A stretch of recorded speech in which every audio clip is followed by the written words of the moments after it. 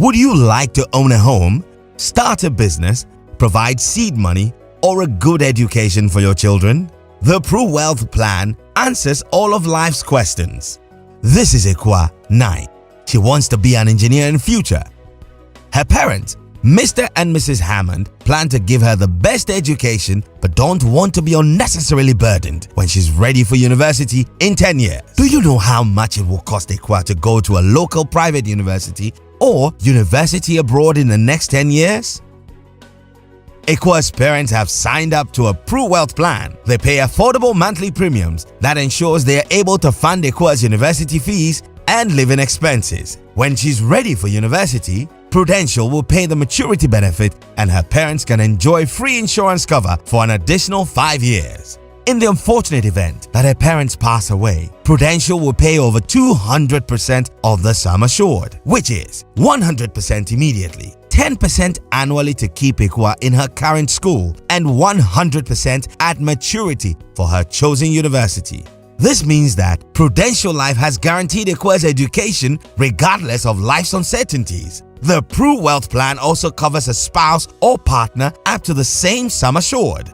With over 26 million customers, 24,000 employees globally, and over 170 years experience, you and your family can have peace of mind knowing that you are in safe hands. Whatever your financial goals are, the Pro Wealth Plan has the answers to life's questions. Call us today and let Prudential secure your future.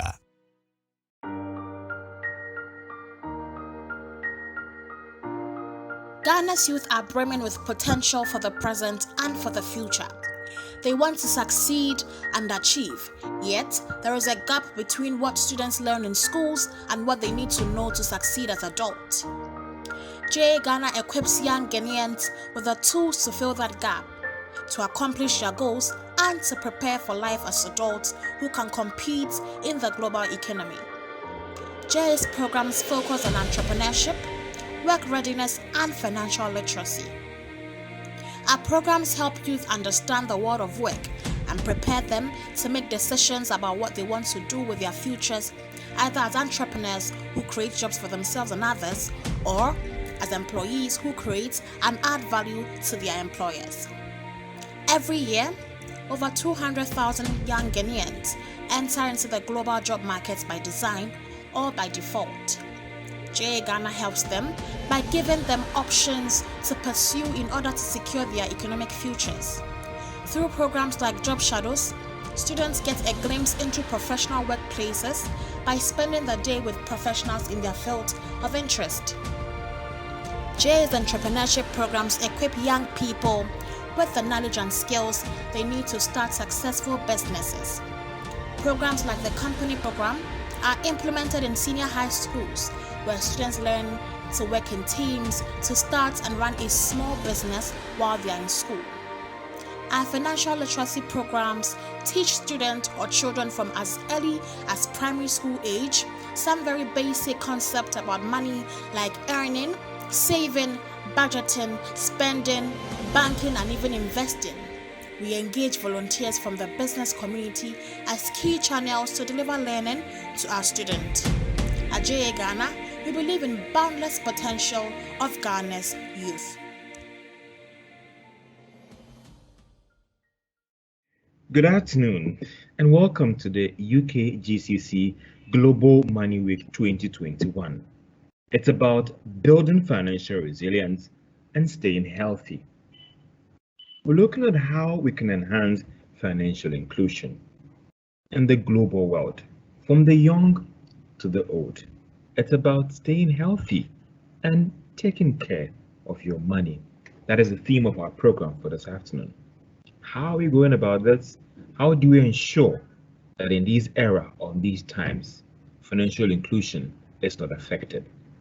Well, we're bringing together some experts from all sectors of the economy in the country to deliberate on these discussions and to actually educate us on the better way around this challenge. Who are these experts joining me today for this wonderful discussion on financial inclusion and how do we build financial resilience and actually staying healthy in these times? Well, for some of these experts that are going to join me to have this discussion will be Abeiku Greene. He is Executive Director for JA Ghana. Martha Acquaye, he's Head of Financial Inclusion at CalBank Plc. Dorothy Tsidi, she is Relationship Head, Bancassurance, Prudential Life Insurance Ghana. And Eugene Gilbert Amponsah, he's Acting Head, Legal of CalBank Plc. Now, these are the persons who are going to help us, educate us, discuss, and talk about financial inclusion in these times. How do we ensure that we inculcate that habit of financial inclusion in the young ones and even growing as well, or the old ones as well? But let me give you a brief background of these speakers who are going to join us in this webinar for today. So our first speaker is Abeiku Greene, but who is he and where is he coming from? Abeiku Greene, he is a youth empowerment enthusiast. He holds a master's degree in development and management from Kwame Nkrumah University of Science and Technology, and also he holds a bachelor in industrial chemistry from University of Cape Coast. Abeiku Greene currently serves as the executive director for JA Ghana, a non-profit organization, and actually engaged in entrepreneurship education, financial literacy, and workforce readiness program for young persons across the country. And this is where our first speaker is actually coming from. Thank you. I'm going to be speaking about the importance of financial literacy among young people. So first of all, what is financial literacy? Before I even talk about financial literacy, it's good to acknowledge that in our society, conversations around money is almost considered a taboo. We don't encourage young people to aspire to want money early, and so we try not to talk about it as we do with so many other topics. And so because of that, a lot of young people do not know anything about money. All they know about money is how to spend money, right? But when we talk about financial literacy, it is basically the ability to understand and effectively apply various financial skills, including but not limited to personal finance, management, budgeting, savings, and investments. Financial literacy is essential to understanding and developing very good financial long-term and short-term habits that lead to greater financial well-being. So for example, a lot of us, and when I say us, I'm referring to us as consumers, do not really understand the consequence of taking on too much debt and having very little savings. And also not having enough disposable income means that most of us are not prepared to manage emergencies, and we face emergencies in health. We can fall sick or lose our jobs, or the pandemic, like what we are experiencing with the COVID-19, can come in, and if you don't have enough disposable income, then managing, taking care of yourself and your family becomes a difficulty. Across Africa, financial literacy levels are very low, and it manifests itself in three main ways: and very low financial inclusion, high population of unbanked people. Most of our people do not have bank accounts, and then generally the inability to make smart financial decisions. And this is why financial literacy levels is very low across Africa. And places where they are measured is consistently below 50%. And this is why it is important for us in Ghana that we celebrate the Global Money Week, which is an awareness celebration that takes place in March every year.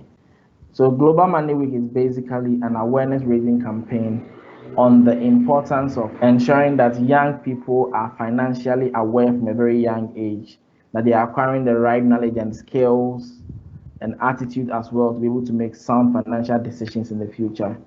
And also ensuring that young people are able to achieve financial independence and resilience when they grow older.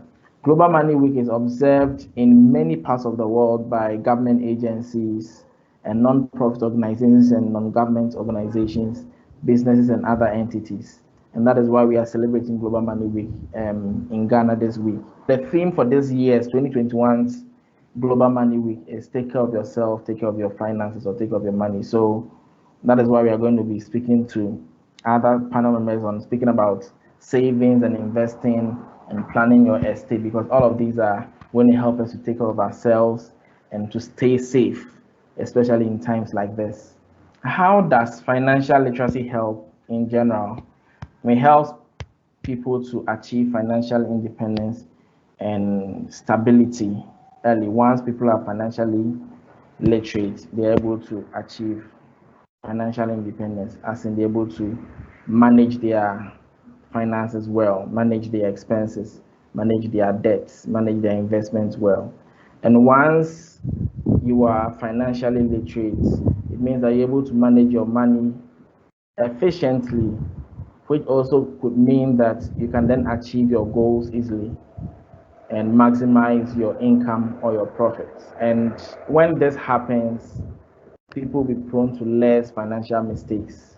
And with financial mistake, recently, I think in 2015, we saw what happened with DKM and God is Love, where a lot of people in the BA and the northern part of Ghana lost a lot of money because they invested in the wrong products. And recently, we've seen with the men's gold saga as well. It just means a lot of people are making financial mistakes because they don't understand everything about finance. There are a lot of things about finance that they can learn from. So at J Ghana, this is how we promote financial literacy in Ghana. We really want to make sure that young people learn the important things about money from a very young age, so that they don't grow up with a lot of debts. And so we focus on primary school kids when we come to financial literacy. And the reason we focus at the primary school level is because we want to address the gap in financial literacy proactively, rather than waiting for people to grow old and experience the negative or consequence of not having or not being financially literate.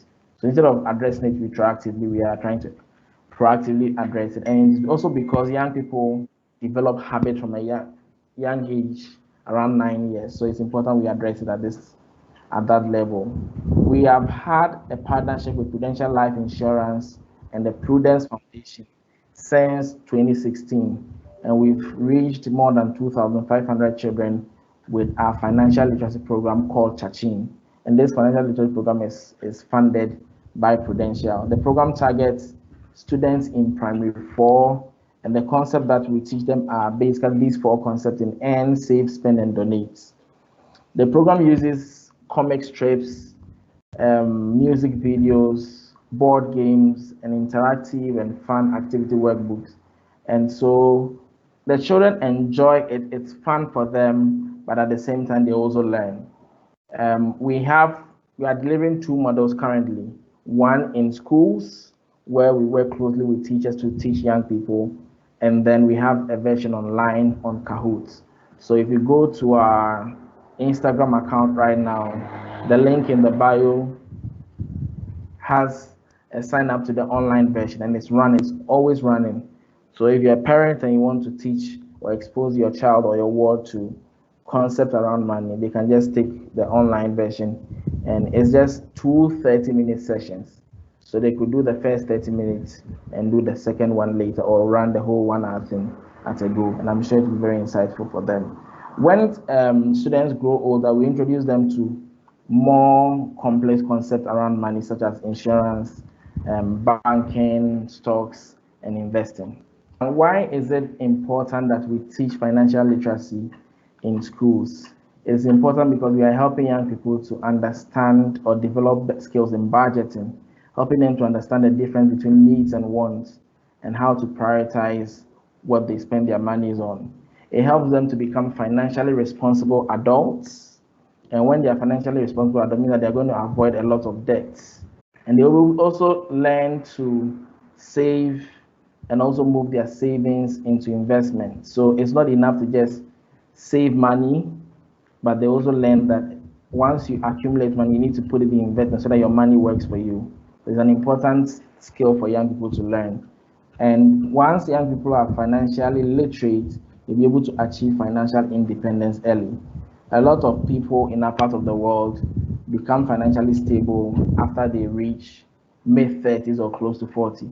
Like, it's possible for you to achieve financial independence in your 20s, in your early 20s. You just have to learn about money and how to manage it from a very young age.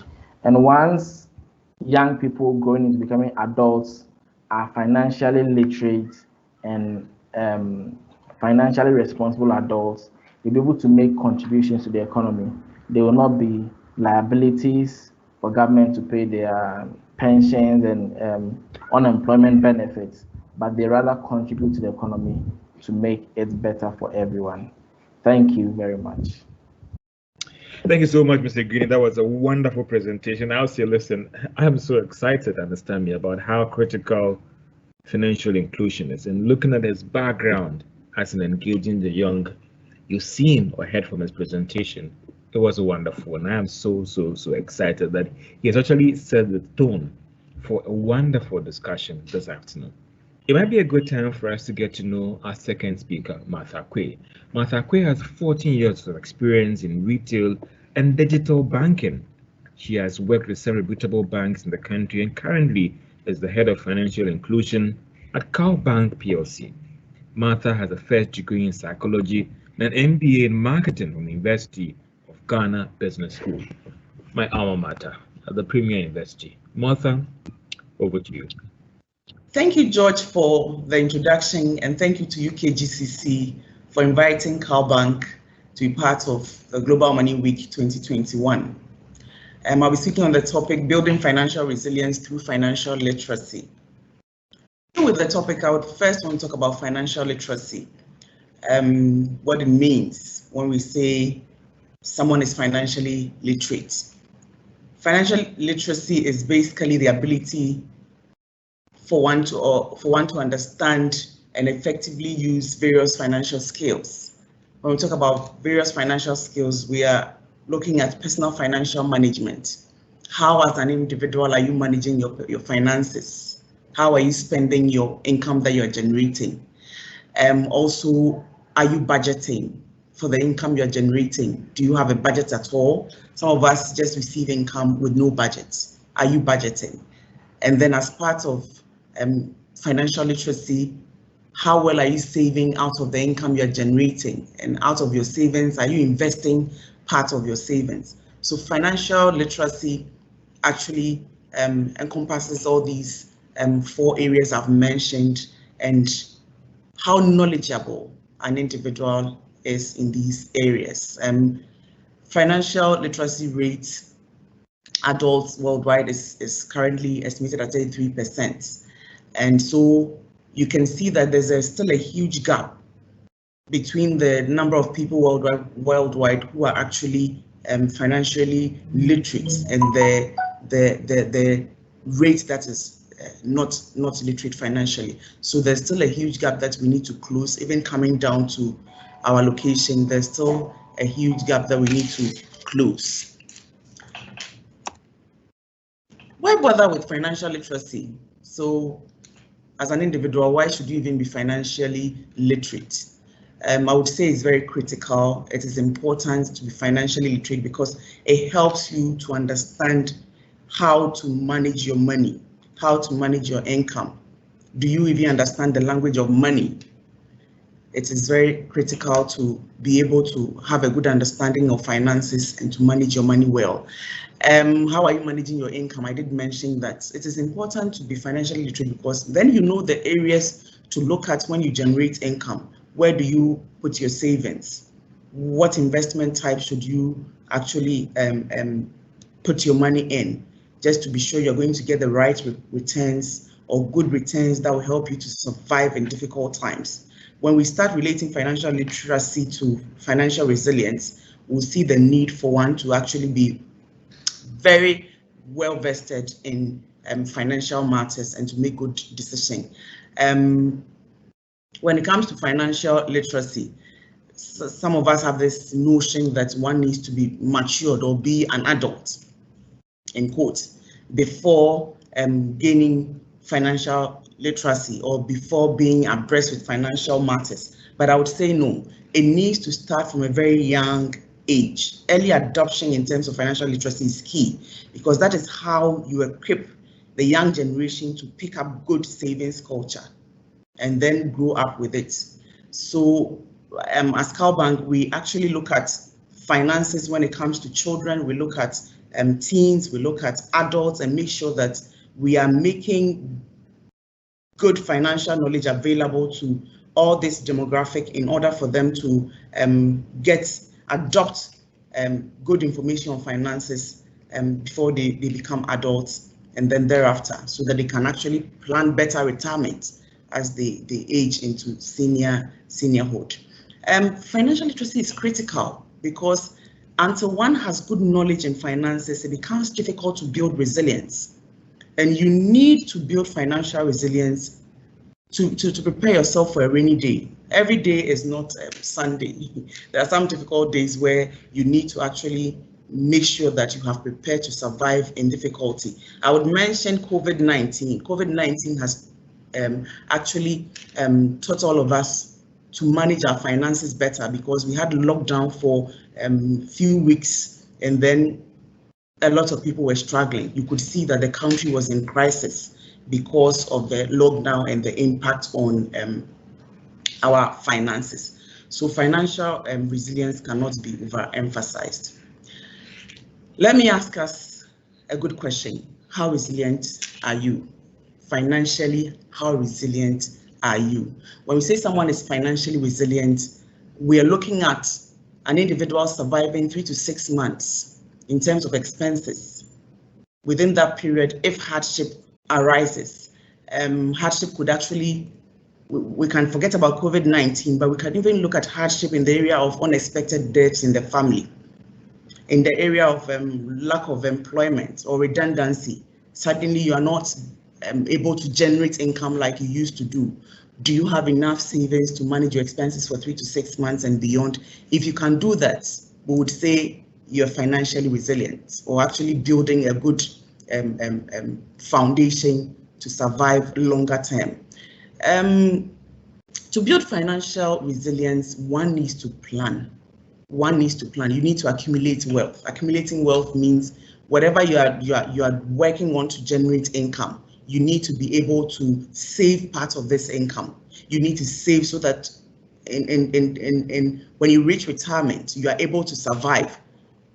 Some senior members actually go on retirement, and for just 6 months they are struggling to survive and waiting for their monthly pension payments to move on. That is not good planning. If you plan well, you should be able to retire comfortably. If you plan well, when it comes to your child's education and there are difficulties or hardships, you still should be able to support your children to get full education. All these are things that you plan towards, but you do that having ensured that you've gained good knowledge in finances before you can actually put these measures in place. And then, most importantly, one also needs to make sure that you have actually made provision for, like I said, difficult times. You have actually ensured that if anything happens today, tomorrow, you are going to be able to pull through, and not just pull through alone, but be able to impact other people in the community. COVID-19 taught us a good lesson.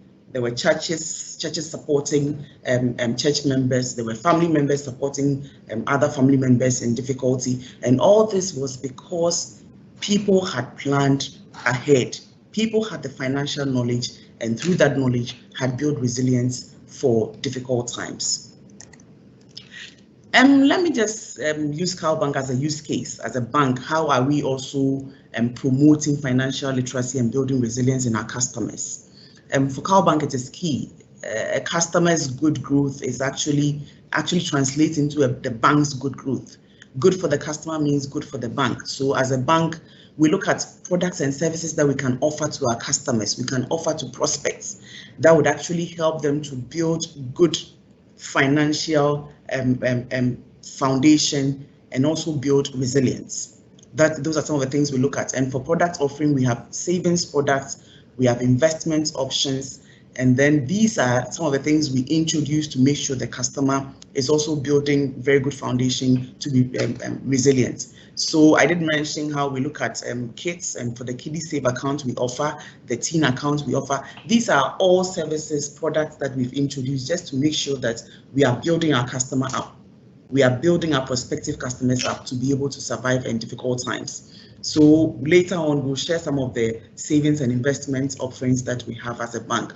One other area that as a bank we look at when we are considering financial literacy and we are considering resilience is financial inclusion. Financial inclusion basically means trying to bring everybody into the formal financial services or sector. And as a bank, this is very dear to us. And for that matter, we've actually introduced products and services that will allow us to bring the unbanked and underbanked into the financial fold. So we have agent banking channel. On the channel, we've introduced a product called Snap Accounts. This product is actually authenticated biometrically. So what it means is that for a customer to transact, you need to use your biometrics. We did this because we are looking at the customer segment or the target market that is not so comfortable with PIN authentication, or that is not so financially literate, and for that matter, find it easy to keep PIN numbers in the mind and be able to produce them when it falls due. So we are looking at spreading and being able to educate our customers and bring them to the level where in difficult times they will be able to survive because they would have saved well. We also offer women's banking. The focus is to make sure that we are including women in the formal financial sector. We need to do this because a large number of women are actually not financially literate to be able to plan very well for difficult times. So women start good businesses, and before you know, they are finding it difficult to survive because, well, they might not have managed the business well, or they did generate good income, but at some point did not save for a rainy day. So we also have women's banking. We offer services and products under this scheme to make sure that we are empowering women to be able to survive in difficult times, because women surviving in difficult times actually means that families will be well catered for, as a lot rely on women when it comes to managing a family. Let me also move into customer engagement. Customer engagement is critical because it's one of the means that we use to actually communicate with our customers. It's where we measure how well we are involving our customers in terms of the financial services that we offer. So one thing that we do at CalBank is we have Customer Focus Week. Customer Focus Week is a week just dedicated for customers. We invite customers in, we share some good knowledge, financial knowledge with them. We share some good financial security information with the customers just to equip them to get enough information to plan for the future. We do radio and TV programs to discuss various products that we have as a bank. And then we also hold webinars to make sure that we have a forum to engage with the general public, with our customers, with our prospective customers, and just give them the necessary information that they need to improve on their financial literacy, improve on their knowledge, and to be able to manage their personal finances better. We hold below the line activations. These ones, we do them in the market areas, we do them in high traffic areas like the lorry stations. The whole idea is to use that forum to educate, equip the customer, equip the prospective customer to be able to manage finances better and build financial resilience for hard times. Just to wrap everything up, I will discuss 5 steps that one needs to look at when building financial resilience. 1, you need to start early. I think I've mentioned that it is very important to start early. 2, we all need to learn to budget.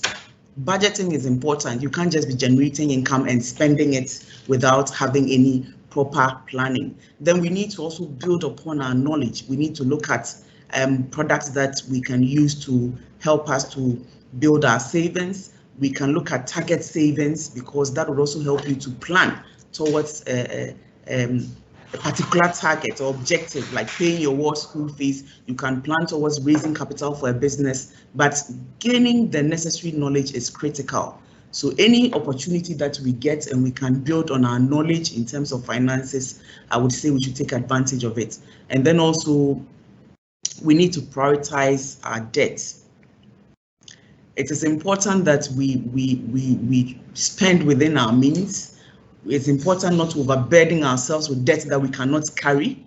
And even if you're dealing with a bank and for any reason you need support, you need to also look at the interest rates applicable. Is it something that you can manage because if you cannot manage that, it is not likely that you'll be able to manage your debt to income ratio and be able to save for a rainy day. And then let's seek professional advice.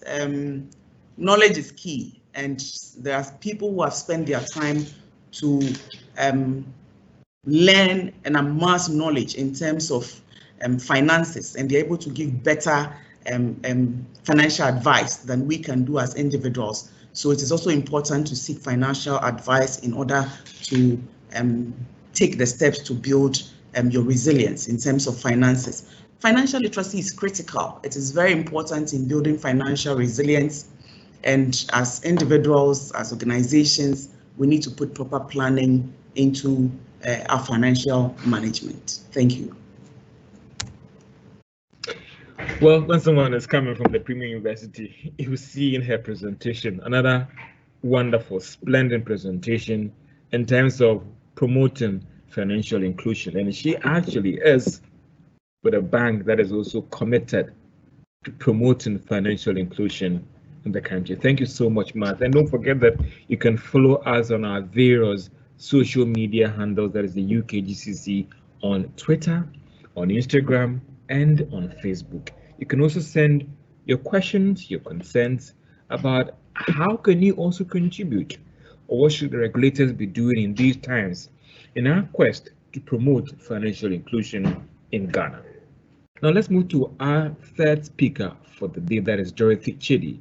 Dorothy Tsidi is actually a seasoned insurance with 17 years of experience in financial services industry. With ample commercial experience, she's currently lead to key strategy relationship in the bank assurance space at Prudential Life Insurance Ghana. She has experience in developing, also so spearhead the agency in recruitment and training of function for Prudential Life Ghana, and also assumed the role of regional training manager for Africa. Dorothy has an associate of Chartered Insurance Institute, that is UK, and also brings benefits to life insurance more to Ghanaians. An experienced person in the life insurance space. Ladies and gentlemen, let's welcome Dorothy Tsidi. Thank you very much for that introduction. The theme is apt.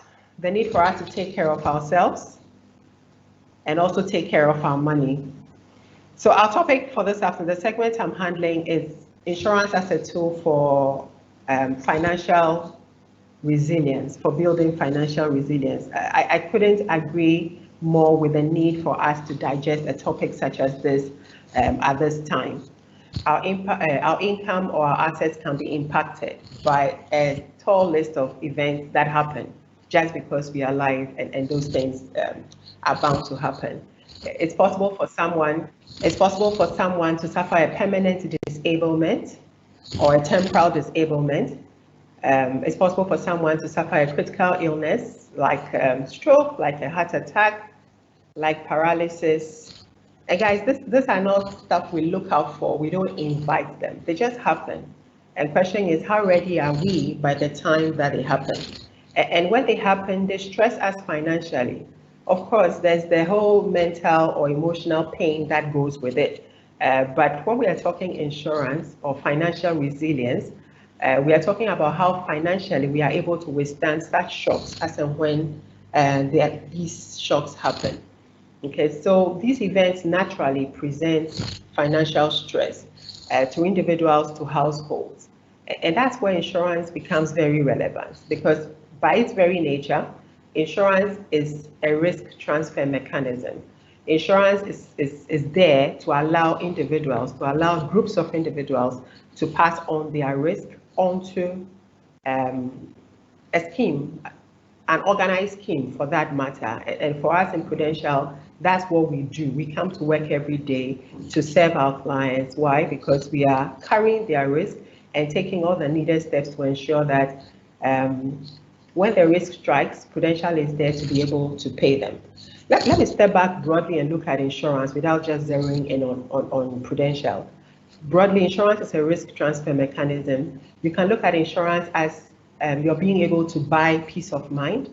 You're being able to to buy protection, to buy emergency funds, because that's what insurance does. It gives you peace of mind. It protects you.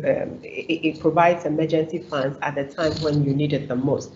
Okay, so given that this is how you can look at insurance, we say that be it general insurance or be it life insurance, which is what Prudential busies itself with the most, be it general insurance or life insurance, every household, every individual ought to make provision for some insurance in their planning. So whatever budget you run as an individual or as a household, if you don't have insurance in there yet, take a good look again and make sure you fit in insurance. Because insurance is able to get you an estate even before you have been able to accumulate the money for it. When you suffer the risk, insurance is not paying you back just the premiums that you have paid. No, insurance is usually paying you back multiples of the premiums that you have paid. Why? Because once you join an insurance scheme, you are a member of that scheme, and when you suffer the risk event, the scheme mobilizes money to give you. So the scheme helps you to be able to bear the burden more easily than you would have done if you were having to mobilize it all by yourself. So if you buy property, we say insure it, so that if you lose your property, at least insurance will pay you, if not all the amount, a significant part of the amount for you to be able to get your property back. Take a look at your life, your life as you are living. Look at yourself as an asset as well. Same way you'll be covering that property you bought, be it a car or a building. We say cover your life as well, because you are an asset first to yourself and then to your family. If you go down, if you suffer a permanent disablement or the ultimate risk of death, what happens to the people who depend on you? So take an insurance on your life, and this is where Prudential comes in heavily. Take insurance on your life to ensure that when the risk events kick in, a payout will be done. Of course, we can't take away the emotional pain of grieving your loss, for instance. We can't take away the pain of getting care for your permanent disablement. We can't take all that away. But at least financially, let insurance help you to be able to find your feet soon enough, or to be able to afford the best health care that you can get, because that not having money and needing to pay for health care from out of pocket can be stressful as well. So let insurance help you deal with these life events that have the potential of negatively impacting your income or your assets. For us in Prudential, we have a tall range of products. We've got group packages, we've got packages for individuals as well. We sell the products through our army of very fine agents. We call them the men and women from Pru. And of course, we have bank assurance partnerships as well with some banks in Ghana. We sell these through those banks as well. So reach out to Prudential, reach out to CalBank, reach out to Standard Chartered, reach out to Fidelity, reach out to Zenith, get some of the Prudential packages because they are available all through these channels. We package it based on your pockets, based on what your budget can afford. So we design the products to be able to meet varying people's needs. And so as you talk to your relationship officer, they are able to help package the products to cover the needs that you have. So I recommend that people should stop and have those conversations now before it is too late. Very broadly, our individual life products are either savings products or pure risk products. If you look at the pure risk products, we are talking about the funeral products and what we also call the prudent life plan. So you have policies that would cover you, pay you an amount of money as and when you lose a loved one. And of course, if you pass as well, it pays to your trustee to not only take care of your funeral expenses, but to take care of living expenses after the funeral. And especially if you're a breadwinner, you want to ensure that people don't empty their coffers. Whatever you left them, they don't use it to bid farewell to you upon your demise, but rather that they get money from an insurance company to do that and even have extra to support life after you, the breadwinner, are gone. We have those funeral policies. We have more than one. There are at least two classes of funeral policies. And it sells very much in Ghana, I dare say, because we are a very warm and caring society. And so we have a need for funds when it comes to burying our loved ones.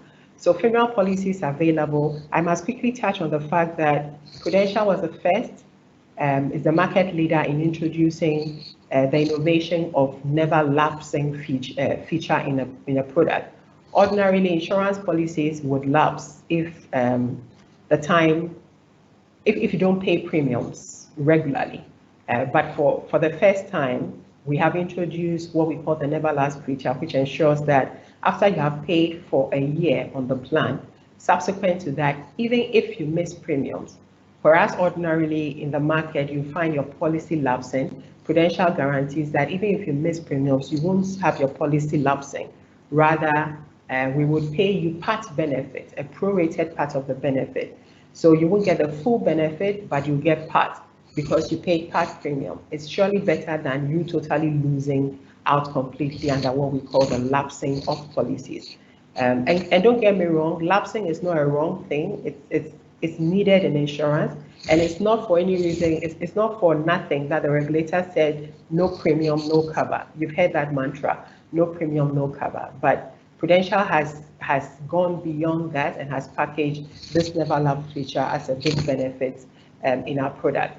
We have what we call the waiver of premium benefits as well, which you'll find in both our funeral policy, which is a pure risk policy, and our education plan, or our savings plans for that matter, because our savings plan is one, the education support plan, and also the PruWealth plan, which is a massive one that we need a lot of time to talk about. But waiver of premium benefit works such that there comes a time where we say stop paying premiums and yet stay on cover. You and the people you had on your plan stay on cover. What could be more beautiful than that? And you are dealing with a brand that has done this for many years. Prudential is 173 years this May. It's been paying claims since the days of World War I and II. It survived the Spanish flu. It paid claims in those times.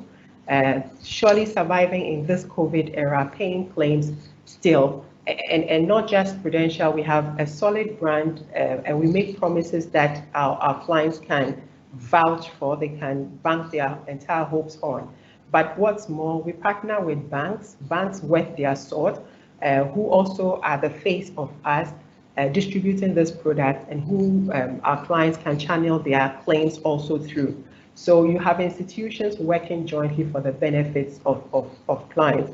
So I just want to urge the entire populace that if you don't have insurance yet, if you don't have sufficient insurance, please stop.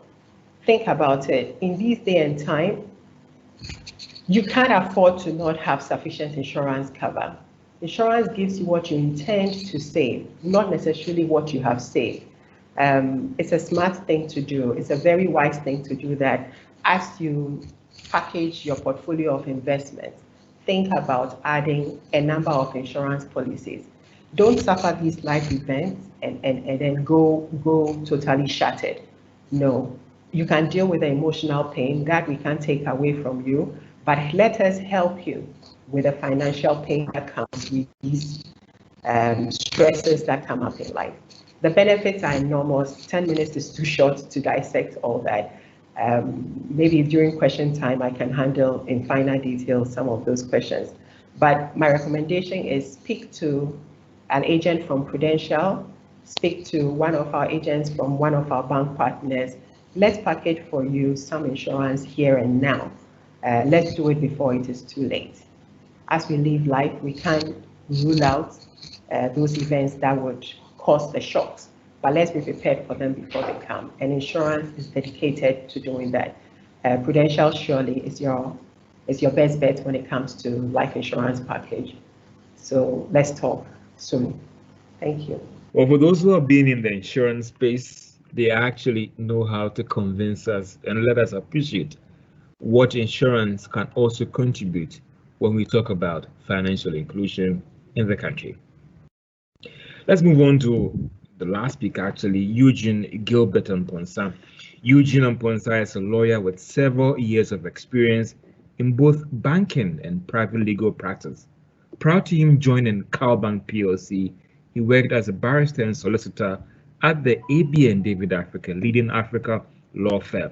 He holds qualifying certificates in law from the Ghana School of Law and MSc as well in Development Finance from the University of Ghana, a multinational funding arrangement being part of team negotiations of the government of Ghana as well, and providing fund pension scheme contracts under the Pensions Act 2008.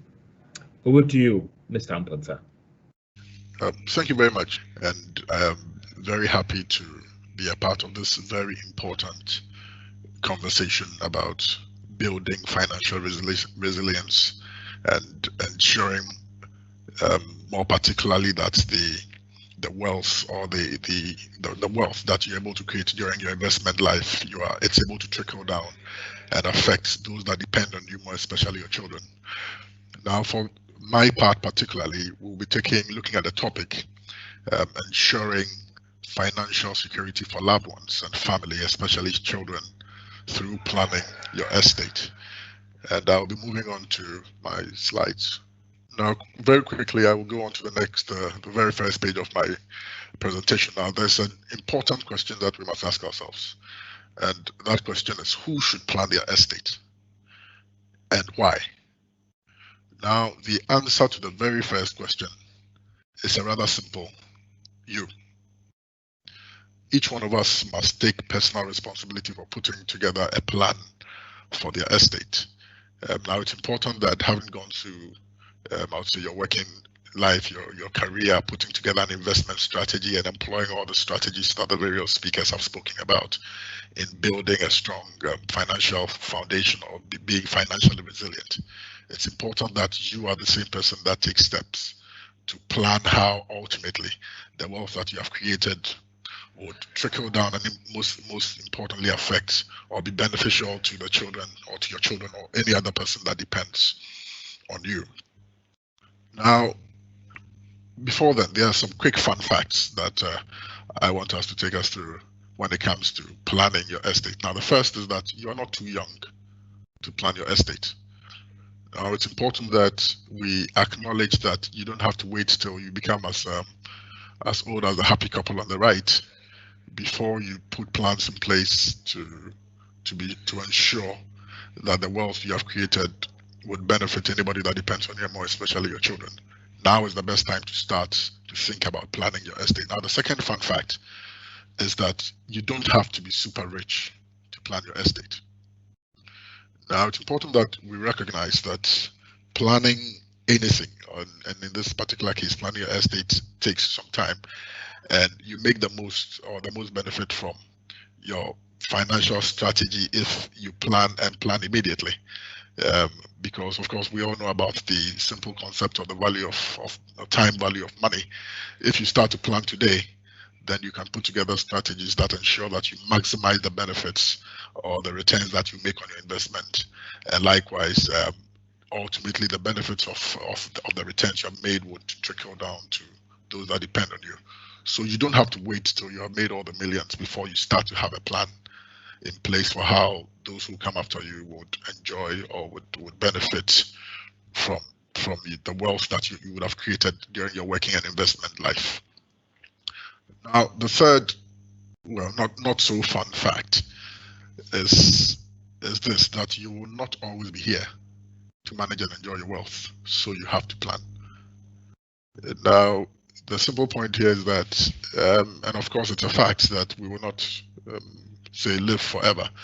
And so as you start to make wealth and you start to plan and put all the various financial instruments together to ensure that you make something from the various avenues of investments that you choose, you have to remember that you will not always be here to manage or to enjoy them. And so it is important to have a plan in place that ensures that as you leave, or when ultimately you have children who have to have the benefit of your investment, that you have laid a proper ground. We know of many telling stories, particularly in our local settings, where after people have passed on, there's a lot of conflict about who enjoys their property or their investment and the fruit of their investment or their wealth generally. It is important that you plan. Thirdly, we have to ask ourselves the question, how do you ensure that the wealth that you create in your working and investment life impacts the generations that come after you, or your children and any other person that depends on you. I've sought to outline some very simple strategies that you can do to ensure, you can implement to ensure that the wealth that you create impacts generations after you. Now, the first, which has proven to be a very viable strategy, is to build a business and then subsequently to pass on ownership of that business to those who come after you. We know that many of the strongest companies or the largest and most successful businesses that we have today started as family businesses, or started by some member of the family who passed it on to other persons, and then over the years the businesses have become the big and strong and viable businesses that we see today. You can speak of the Mercedeses, you can speak of the Guinnesses and other such businesses. Now, this is one strategy to use to ensure that the wealth that you create during your investment and working life is not dissipated, but then it can continue to in itself also create further wealth and to expand and to multiply.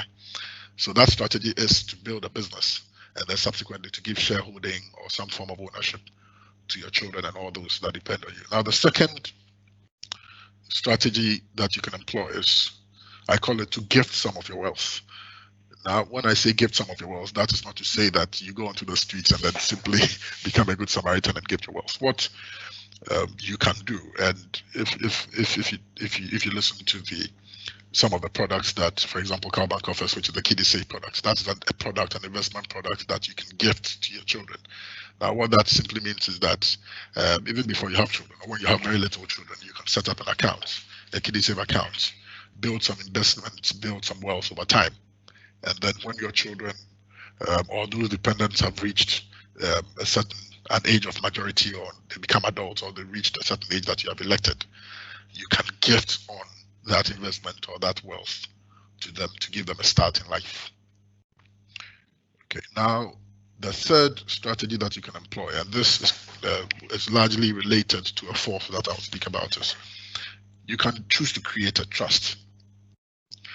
Now, the trust simply would be some scheme or some let me say product or some strategy that allows the wealth that you have created to be properly managed and to be grown and further expanded so that your successors or your dependents or your children can benefit.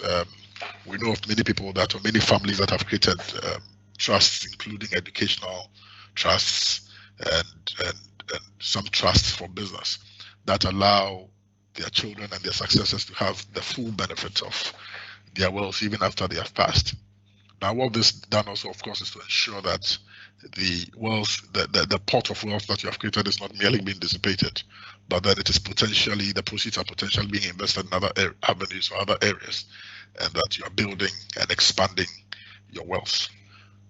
Now, the fourth, which I'll quickly go on to, which appears the most obvious amongst all the strategies, is to think about making a will.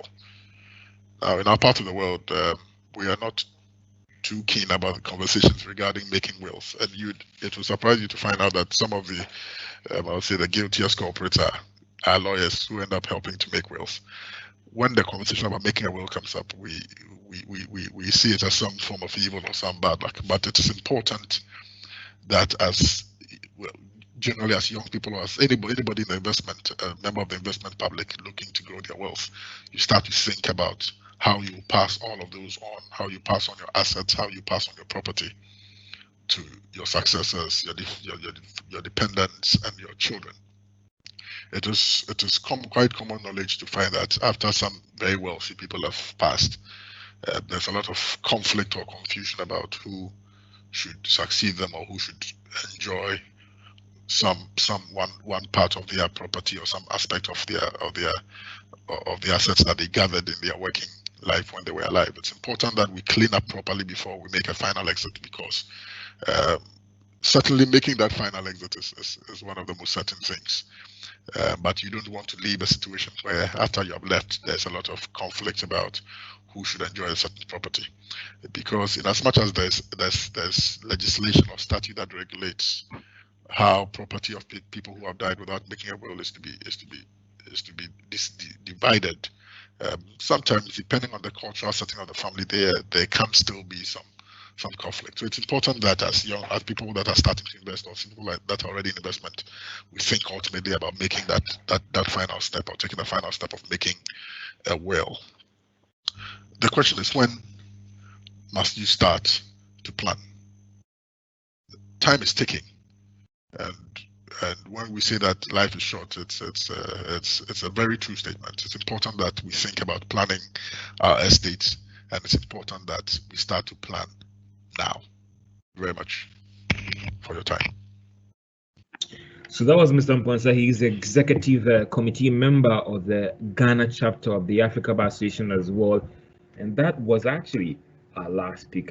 Well, what can I say? Interesting presentation over there from our various speakers, educating us on the understanding of financial inclusion over there. And very soon I'll be going through some questions from our distinguished panelists who have shared some thought about on this Global Money Week conference here, a webinar that is being organized by UKGCC in terms of trying to connect the business community for them to appreciate this whole financial inclusion. Let me first start with Abeiku, and my first question has to do with why are you targeting pupils in the lower primary with this Chachin and not the senior high school? Hi, George. Thanks so much for the question.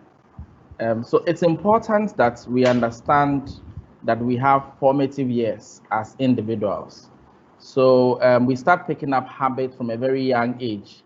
And studies actually show that we start picking up habits around finances and stuff around 9 years. So it's important we introduce young people to concepts around money as early as possible so that they'll be able to develop the right understanding of money.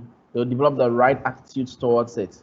We would all agree that kids already make money decisions. So when they are given money to go to school in the morning, they have to decide. Of course, mommy will give you, let's say, 10 cedis to buy food, but the child has to decide whether to buy food or to buy toffees or to buy biscuits. They make these decisions, and in the end, they choose which one is best for them. We need to help them to understand that they could do a lot more with money beyond spending. And even if they are going to spend, how do you evaluate your options? They need to understand the concept of needs, the concept of wants. Once they understand all of these from a very early age, they grow with the right attitude, the right understanding, and they will make the right decisions around their monies. Thank you very much. I'll move on to my second question and interesting deliberations on that one. Also, how do we ensure that parents play a very important role in this whole financial inclusion of the awards? So at JA Ghana, we believe that the kind of skills that we are introducing to these young people, it's very important that there is an input from their parents. Okay, so because kids spend a lot more time with their parents and they are more likely to have conversations around money with their parents than with their teachers, it's important that we bring their parents in, because the parents are the ones who give them money, who send them to the nearby grocery shop, and they return change and stuff like that. So it's an easy conversation to have. In the financial literacy program that we run with Prudential, the Chachin program, there is a take-home activity component. So at the end of every session, the kids go back home and they are supposed to have a certain level of conversation with their parents. Some of the conversation could be around the skills they had as young people when they were growing and how they decided to follow the career path that they've chosen, right? And some of them to have to be with the kind of things that they own. How did they make the decision to purchase them? How did they raise money to purchase them? And what kind of impact are they making in their communities? So we work with schools that are privileged as well as schools that are underprivileged. And we try to make the kids understand that it's important that they who find themselves in a privileged position are able to help others in a not so privileged way. And in what we've seen in the program, a lot of the kids are working with their parents to support poorer people in their community after taking part in Chachin. So it's very important that we involve the parents in the conversation with the kids and then in the activities that they have to do. And I also believe that because they are fun activities, it helps the parents to bond with their kids better, all right, in an environment that is more a learning environment. You've been Thank talking you. about this Chai-Chin program. I want to find out from you, what has been the impact of this Chai-Chin program since you started implementing it here in Ghana? Thanks again, George. So we've had a lot of encouraging feedback from parents, and we've had parents writing back to us to tell us that they've noticed a change in how their kids relate with money. And I'll just cite two examples. So in two of the schools that we've run Chachin in one of them, a child, after going through Chachin, she comes from a rich home, but she noticed that there is a slum very close to where they live, and she sees the kids in that area. It had never occurred to her to try to help them, but she learned during her lessons in Chachin. Our fifth lesson is a lesson on charity, and she learns that helping others in need helps make the world a better place. This is in very simple terms so that kids will understand. So she went back home and had a plan with her mother that during Christmas of that year, this was 2017, during Christmas, they were going to purchase some items and go and give to these kids in that area. And so they did that, and she was very happy to share the story. We had another instance in a school at Dansuman where, after taking part in the program, the kids decided to go back home, I mean the next day, of course, and organize a lot of the materials that they are not using at home, old shoes, books, clothes that they are no longer wearing, and they sent them to an orphanage home. So this tells you that the kids now understand that there are courses in this world. You have to, if you have the resources, you have to use your resources to support the causes that you believe in. And they believe that because they're in a privileged position, they have to help those without parents, those living in slums. And these are some of the impact that we are seeing in the program. Because we are working with very young people, we don't expect that they are going to accumulate any form of wealth or save so much savings now. We are not expecting that, and it's not practical. But when we see some of these actions being taken by the kids, it tells us that they are having a change in how they think and how they perceive the environment and how they perceive money, which is a very good feedback to us and to Prudential as well, I believe. Thank you very much. Abeiku, I'm not done with my questions. Here's another one for you. What is the message to parents, teachers, and school heads who may be interested in signing up their kids in their school for this program? Great. This is another very important question. So by the generosity of Prudential Life Insurance Ghana and the Prudence Foundation, they've made Chachin, access to Chachin free for every school that wants to take part. So if you run a school or you're a teacher and you want to, you want us to bring this financial literacy program to your school, you can just get in touch with us to sign up, and we'll bring all the materials that your students need for free. We'll train your teachers for free, and then they will run it in your school and your kids will understand. We have a version online as well. So this is where parents come in. So if you're a parent and you have a child between the ages of 8 to 10, a child in class 3, 4, or 5, and you want them to try some of these concepts I'm speaking about, you can go to Instagram and search for JA Ghana. In the link on JA Ghana's bio, you will be sent to, you have a lot of options there. So you can choose the Chachin online version. You click on that. It's just 2 30-minute sessions. That is the online version. 2 30-minute sessions. And your child can either do all the 2 at a go, or they can do first 30 minutes and do another 30 minutes. Be mindful that at the end of every session, your child will come back to you to have a certain level of conversation with you. And this is what we have for parents and teachers. Abeiku, are schools required to make any financial commitment to take part in this program?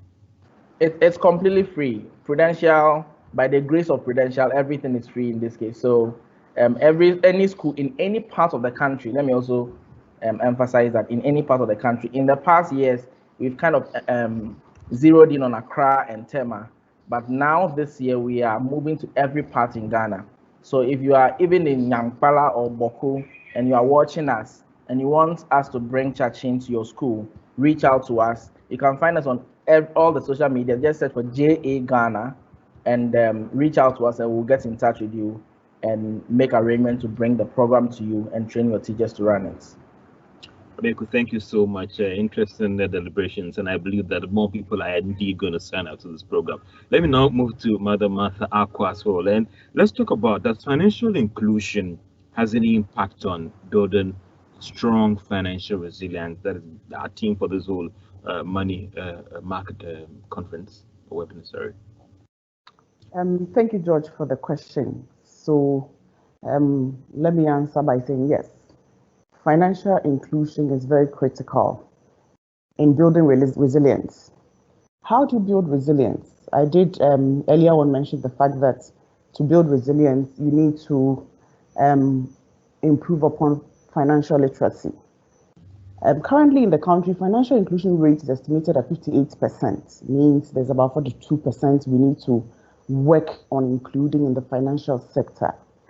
We need to ask ourselves if our financial inclusion rate is at 58% because the literacy rate is also ranging around the same percentage. And this is very likely because it's estimated that our literacy rate is also around 58%. It is highly possible that because we are not making provision to include people financially, their literacy level is low, and for that matter, it also impacts on building resilience. So it is critical that as we look at building resilience, we also work on improving our inclusion rate. Improving inclusion rates actually looks at, one, educating the general public, educating people to actually understand finances, and then also introducing products and services in the financial sector that will meet the rate of people who are not included financially. So looking at everything, looking at financial inclusion, literacy rate, resilience, you would see that there's a correlation among the three factors. It is important to build financial literacy, but as you do so, we need to look at providing products and services to drive inclusion. And as we do that, the impact on resilience will be felt, and you will see that the financial inclusion rate will go up, our literacy level will go up, and we will see a population or a populace that is better in terms of building resilience. So definitely financial inclusion is critical in building resilience. And I did mention earlier on in my presentation the fact that as CalBank, we look at products and services. I did mention a few on women's banking, on agent banking. I did mention the fact that in building inclusion or growing inclusion in the country, we are looking at demographics as well. So I did mention the Kiddie Save we have. I did mention the teen accounts, and then other collaborations, of course, we have with Prudential in terms of insurance. We are looking at putting everything into perspective. We are looking at putting everything into perspective. So we are looking at inclusion, driving it with products and services, and then we are looking at improving literacy through the inclusion. So as you introduce products and services, there's the need to build literacy on these offerings so that customers will be well positioned to make better decisions financially, and then resilience will be achieved. Yes. Well, Marco, there's one question that I always ask any financial expert that I meet, and just like you, how do you bounce back from a financial storm or crisis? Very good question, George. So let me say that I believe we've all found ourselves in a position where we made some bad financial decisions or not too good financial decisions, and then we are lost. We are wondering, how are we going to bounce back? COVID-19 impacted on us, and then some of us were struggling in terms of surviving in the country. Our economy was actually in some distress, and so you're looking at, how do you bounce back? How do you make everything right again and start moving on a better financial path? I would like to take us through 4 steps to do this. One is refocus. Refocus means just reflecting on the decisions we made that actually placed us in that hardship. So were you having too high debt against your income? That's your debt to income ratio. Were you spending money that you did not have, buying and not paying as you should? I mean, some bad decisions we might have made that actually placed us in that hardship. So you need to definitely refocus. And then after you refocus, you also have to refresh. When I say refresh, all it means is that another review. Look at your financial decision making. Look at your income you were generating. Were you making the best decision on this income? Were you saving enough? Were you investing? You need to look at all that as you refresh in order to make a better decision going forward. So the refresh will entail all these things. And then after you've done the refresh, you need to restart. Restart means it's never late. It is never late. You can always pick up from where you went wrong and make it better. So that means that you need to improve upon your financial knowledge at any opportunity. And that is how come banks are working on improving financial literacy by organizing forums and by engaging customers under different programs, just to make sure that we are bringing them to that level. So restarting means you need to look at your financial life again. After you've done the review, what better decisions can you make going forward? I would say save, and invest, and make sure that you are positioning yourself for a rainy day. And after you've done all that, you've refocused, you've refreshed, you've restarted, you need to be consistent. You need to build a culture of saving, a culture of investing. If you do all three, and the fourth item is the consistency, you do not build consistency, you are likely to have a relapse, where once again, you're in hardship and you're not able to come out. So I would say to bounce back, you need to refocus, you need to refresh, you need to restart, and then you need to stay consistent. Madam Acquaye, there's one bit that you said that hit me so much, the bit about save, and save. I'll be moving to Mr. Eugene Amponsah, but before I move to him and I throw my question to you, remember that you can also send your questions on the chat box or the chat icon, and I'll read it out to our distinguished panel that are here. Also remember that you can go to our various social media handles, that is on Facebook, Twitter, Instagram, and Facebook as well, and follow, that is the UKGCC there, in terms of following our conversations and sending your questions in. Also, you can also become a member as you visit our website, that is ukgcc.com.gh. There are lots of businesses there that you can connect to the lives of CalBank Plc, Prudential PLC, Ghana, and all the other companies that you can think about. So let me move to one of our another distinguished personalities who is here, Mr. Amponsah. Now, Mr. Amponsah, I wanted to ask you, if I may allow to ask you that, how can I later amend? For instance, if I can, from now, I can later amend if I want to in terms of acquiring an asset. I don't know whether I make the question with that. If I can will now or can later amend or acquire other assets and wealth. Okay. Thank you very much, George. I believe your question is, if you made a will today, do you have the opportunity, for example, of amending it in the future after you've acquired? Well, sorry, yeah, just yes, after you've acquired some further assets. Yes, you can. And in fact, if you make a will today, making the will itself is not in itself a very complex process, even though it requires some level of skill, and you will be required to consult your lawyer to put that together for you. But yes, if, for example, you've acquired some added number of children, and for that reason you want to include them in the wealth that you have created over time, or that you have acquired some other small fortune that you want to add on to your will, yes, you can amend the earlier will altogether, scrap it and make a new one, or you can have your lawyers prepare for you a document called a codicil, which simply is an annex, or it's an amendment document that will be annexed to the original document, the original will, and make provision for the specifics of whatever it is that you want to do. Yes, so yes, that is possible, George. How do I make a will or register one? Okay. George, like I mentioned earlier, in the process of making a will is, even though it doesn't appear necessarily a very complex process, it requires quite some level of skill.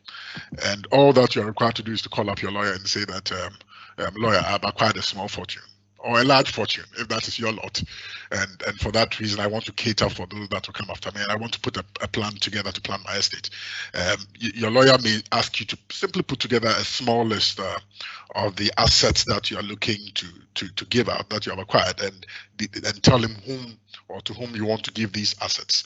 And then you also be required to give details of the persons that you want to help, if you like, manage or administer the estate after you have passed, you have made your final exit. And those people are referred to as executors or executrixes, depending on the circumstance. Yes.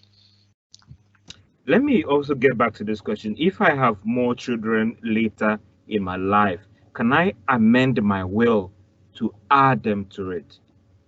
Absolutely, George. Absolutely.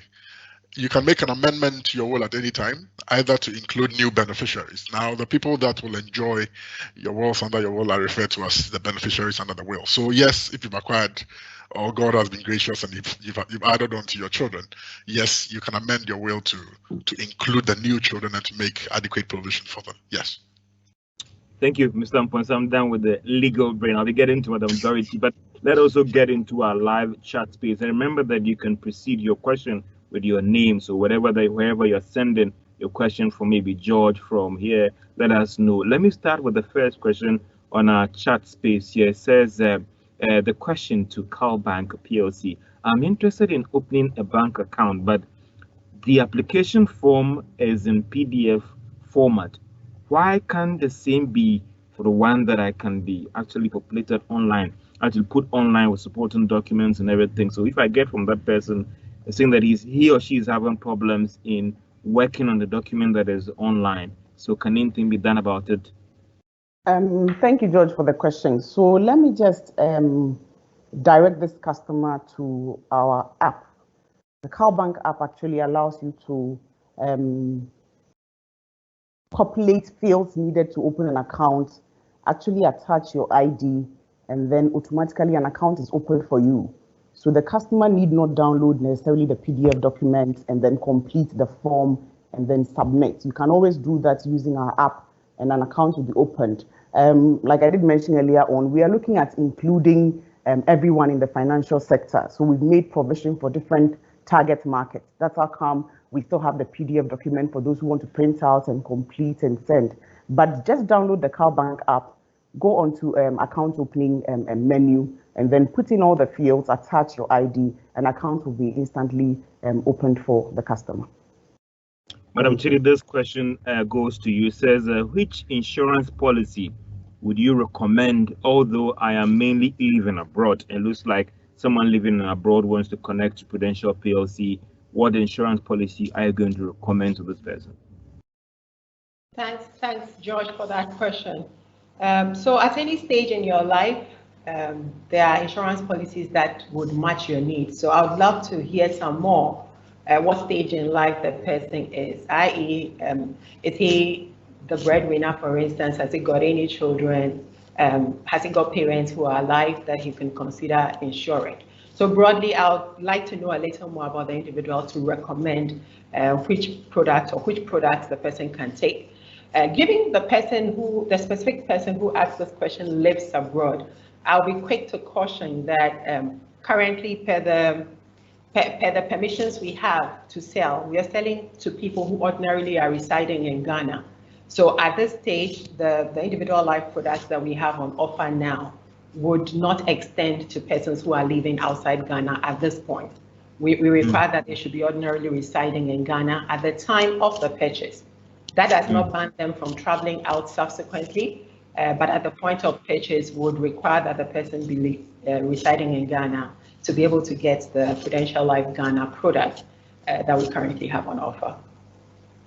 Mr. Amponsah, it looks like this question will go to you. It says that since it is easier to make wealth with some other person, is it advisable to create a business or plan towards an estate or investment with someone you are dating or a friend?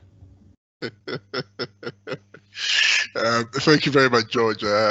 This seems more like a trick question, but I think that in planning what sort of business entity that you want to have, firstly, you need to know the sort of business you want to go into. But I'll come to the bit about whether you should have a business relationship with somebody that you're dating. But you need to decide if it's a small business. Do you want to incorporate a sole proprietorship? Is it the sort of business that you need to borrow in the future? Will you need to properly actually incorporate a company which is limited by shares? Is it in a certain specific, is this sectorial specific where you are allowed to simply have a partnership, for example? I mean, these are all things that you need to consider first. Look at the scale of business and what the future prospects of the business is and how large you are looking to go. That's the first determination to make in determining what type of business to make. But the question as to whether you have a business with somebody that you are in a romantic relationship with, I think that's a bit of a tricky situation. You may require more relationship advice for that, but I would personally advise that we keep business as business. And then keep the personal relationship as such. Even if you're going to have a business relationship with somebody that you're romantically involved with, you may want to be clear about the rules. You have an agreement. If it's a partnership agreement that spells out, what each partner is entitled to do. Because this is a practical situation where I was approached by somebody who had a partnership with a company with her boyfriend, and the business has started to do well, and they had parted ways, and now there was some conflict, and she wanted a lawyer to advise her, how do I proceed? Do I ask for my shares? Do I do a share transfer to him? Who takes the trademark of the business? The name has gone far and wide. Must I ask that he changes the name? Things of the sort. So you may need to consult an expert in doing some of these things. But there are some legal issues to consider firstly. Separate business from pleasure, so that if you have to part ways, you can keep the business separate from pleasure. Thank you, George. Thank you so much for that interesting deliberations there. Let me go quickly to Dorothy. This first question says that, what will be the cost for me to buy one or any of your life insurance products or policy? Sorry. Sure. So we do have a tall list of products you can buy. If you're choosing one of the educational support plans, the savings plans, you decide how much you pay, and that's from about 100 Ghana a month to about 1,000 Ghana a month. So you decide based on what you can afford. But if you are going for what we call the Prudent Life Plan, a solution that has cover for permanent disablement as well as death, and also optional cover for critical illness, I did a scenario here, and so it serves this purpose perfectly. A 45-year-old person would need to pay 202 Ghana cedis a month for 100,000 sum assured. When I say 100,000, I mean 100,000 cover for death, plus another 100,000 cover for total permanent disablement, plus up to 50,000 cover for critical illness. So anytime you take a sum assured, it's actually 2.5 of that you really have as cover for you. And the scenario I did here is for a 45-year-old person who would pay 202 as the basic premium. That same person could elect to pay annually, and that total premium per annum will be 2,068 Ghana cedis. And you will notice that it's not exactly 202 times 12, even though it's an annual payment. Reason being that we build discounts into payment frequencies which are other than monthly. So if you're choosing to pay quarterly, you can expect that there'll be some discount. Call it time value of money. There's some discount built into your premium if you're paying quarterly or semi-annually. And the biggest discount is in the annual. So in this scenario, as much as 400 Ghana cedis will go off if you chose to pay annually as opposed to paying monthly. If you were taking the funeral policies, which is the commonest product you can find, I did a scenario for our Ultimate Classic. 23 Ghana cedis is what a 42-year-old person will be paying for a 20,000 cover per month. A 33-year-old person will be paying 19 cedis per month for a 50,000 sum assured. Okay, so it varies depending on the age, it varies depending on which lives you are adding. If you wanted to add a parent to your Ultimate Premier farewell plan, for instance, a parent who is 68, you need to be paying about 224 Ghana cedis on that parent. So we would look at the scenario you present and then compute for you premiums, but this is just roughly what you can anticipate. Okay, and if this is too much for you, you can slash the sum assured down so that it's more affordable, or you can take the sum assured up so you can pay more and get some cover in place before it's too late. George. Okay, so let me ask you this as well. Of all the life insurance maybe products that we have in this country and all the insurance companies that we have in this country, why must I choose Prudential if it's not a recent joiner to the Ghana industry? Why Prudential? Because it's the best brand you can find around. Prudential has been doing life insurance for many decades. I touched on how long Prudential has been around when I did my presentation. It's 173 years old this May, and it's busy itself with paying claims when these risks occur. Yes, Prudential came into Ghana 7 to 8 years ago, but good thing is that it is not an isolated business. It continues to be part of the Prudential group, and there's a lot of knowledge transfer, there's lots of expertise that we learn from our other markets. And so even outside that, we are a strong brand in Ghana. We are paying claims in Ghana. I know that recently in 2019, we did an internal survey on our market brand. That's 2019. And it pointed to the fact that the market recognizes us as a financially strong and trusted brand. So why Prudential? Because our product offerings are superior. We are a time-tested brand that you can count on. We've got the finest agents. We've got the best-in-class training that we extend to our people who represent us, whether they are our direct agents or whether they are our bank assurance partner agents. So we do things great, and we're the best in the market. So that's why you should choose Prudential. If I want a policy to buy, yeah, where can I get Prudential policies to buy here in Ghana? Okay, so first and foremost, we've got over 1,000 trained certified agents out there, most likely in your office, most likely in wherever you work, trying to have a word with you.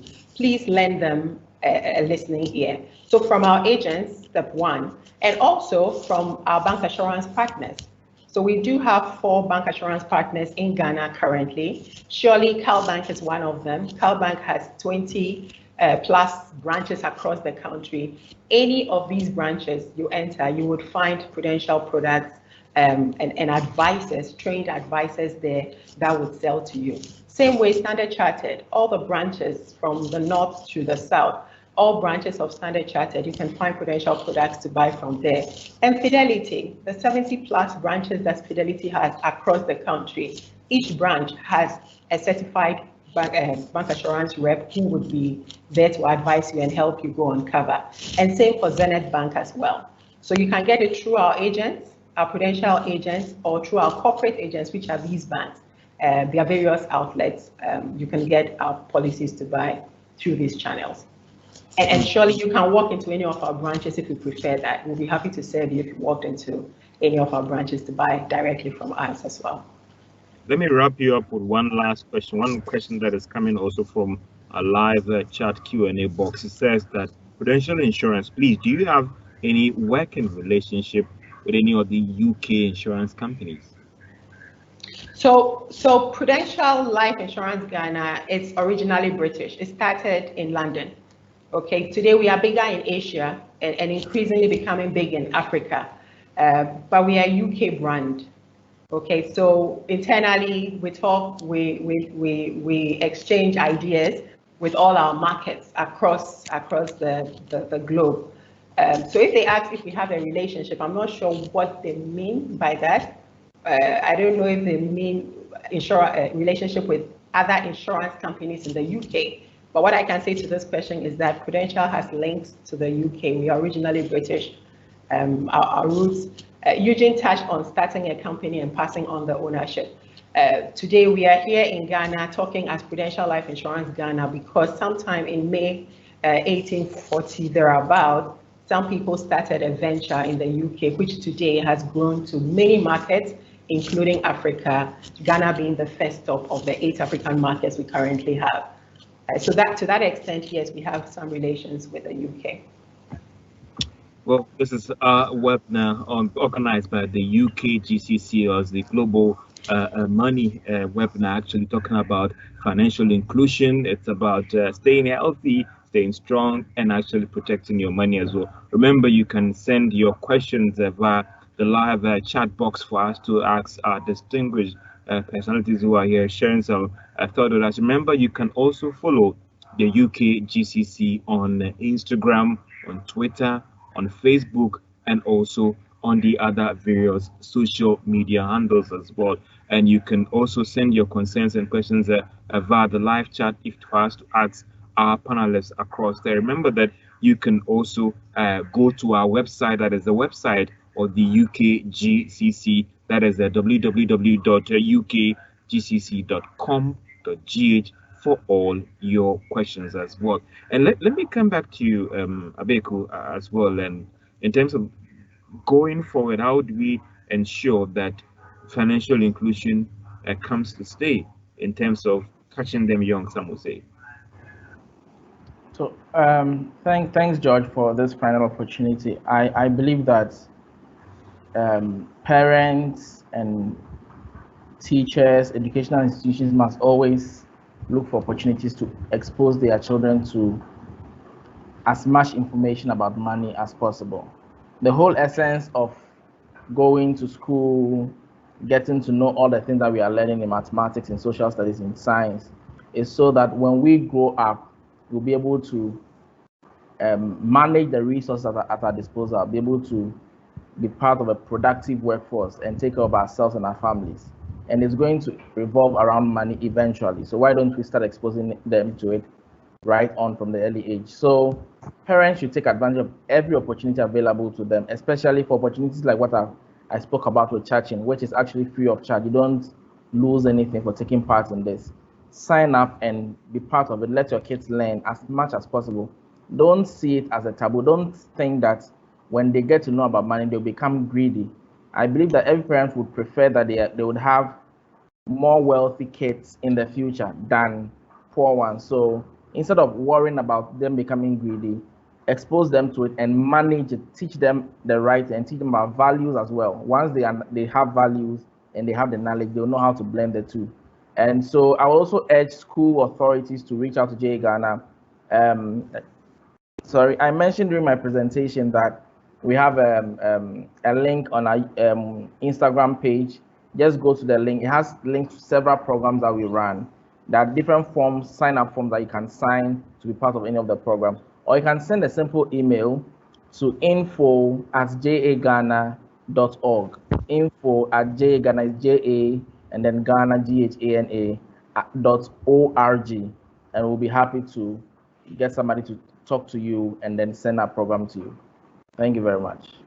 Okay, I think earlier on there was a question that came in from someone in terms of opening an account, and I would maybe just have to read through that what CalBank Plc had provided. It says, hello, you can easily open an account with us by downloading our new CalBank app available on Google Play Store or the iOS App Store and signing up for our CalPay Snap account. Kindly let us know if you have any issues by accessing our app via customercare@calbank.net, and we would get someone to assist you.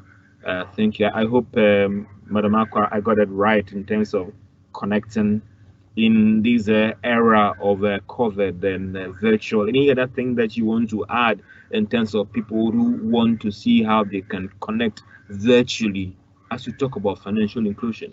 Thank you, George. So, rightly said, I did mention earlier on that CalBank is very passionate about inclusion.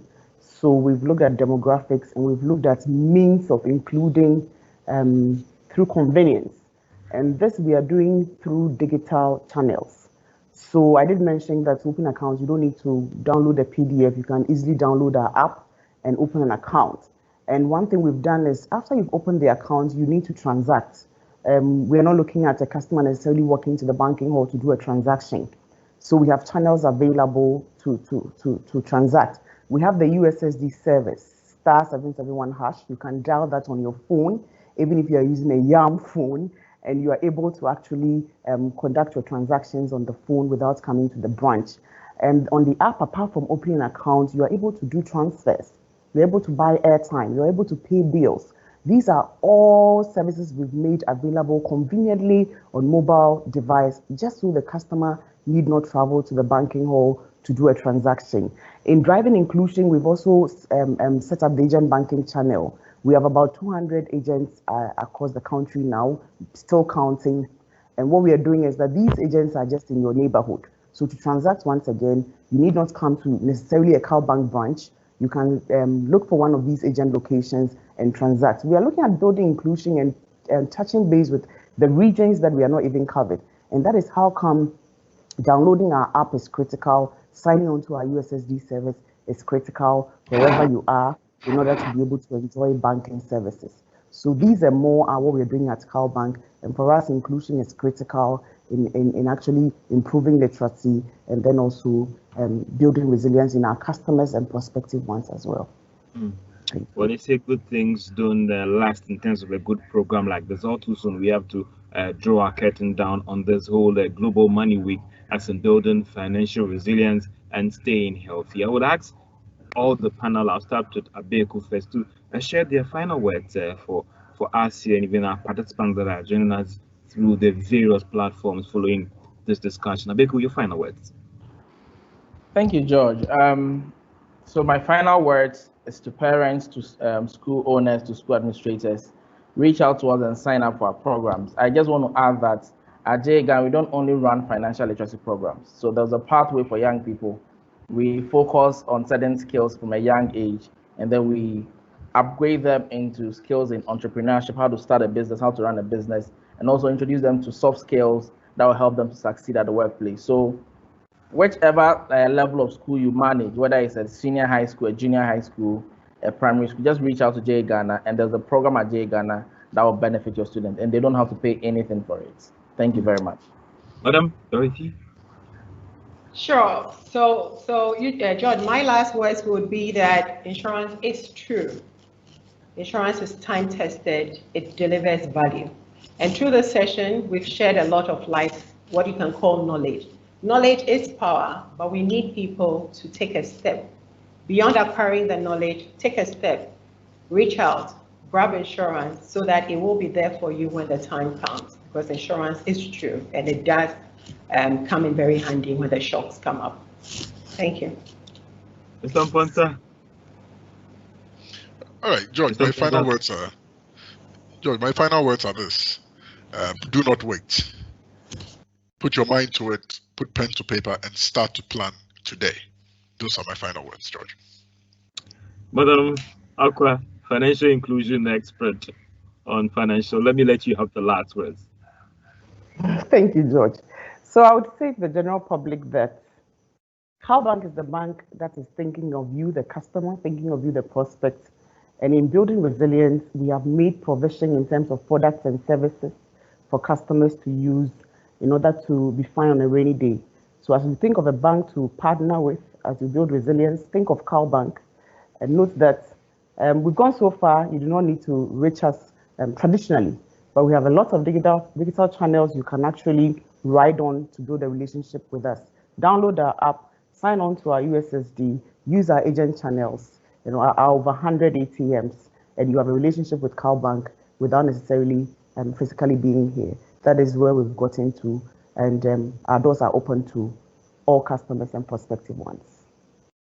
Thank you so much, our distinguished panelists, Abeiku, Greene, Dorothy, Tsidi, Eugene, Amponsah, and then Martha Acquaye. Listen, I was a moderator, but I've enjoyed every bit of this discussion, and I believe the same can be said for our participants that join us via the various social media platforms as we look at the Ghana Money Week, building financial resilience and staying healthy. Remember that also UKGCC put together this webinar and all the partners that came on board to make this a wonderful one. I'll say thank you so much. Remember that you can go to the UKGCC various social media handles on Twitter, Facebook, Instagram, and you can connect us. Or you can also become a member if you want to be part of this wonderful club, bringing to the likes of Prudential Life and the likes of CalBank and also Ghana as well. I would want to be part of this. I don't know about you. So go to the website of ukgcc.com.gh and join this club, this wonderful club where we can meet all these wonderful and distinguished companies